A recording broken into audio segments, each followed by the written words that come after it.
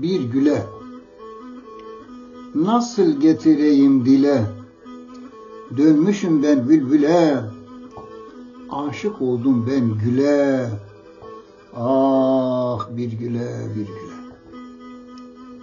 Gittin ama ben buradayım, bilsen ne kadar hastayım, kimin için ben yastayım, ah bir güle bir güle.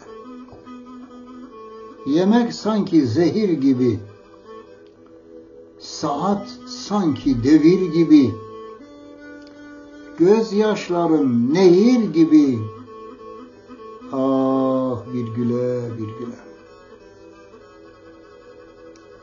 Aşka elveda demiştim, defterleri kapatmıştım, sana anahtar vermiştim, ah bir güle bir güle. Kime anahtar vermiştim, ah bir güle bir güle.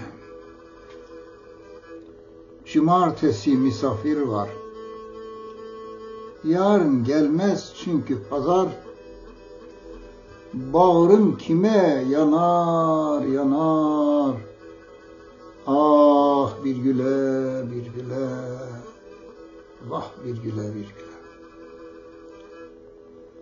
Ayrılığın bana ölüm, yeter artık etme zulüm, kime diyem derdim gülüm, ah bir güle bir güle, vah bir güle bir güle.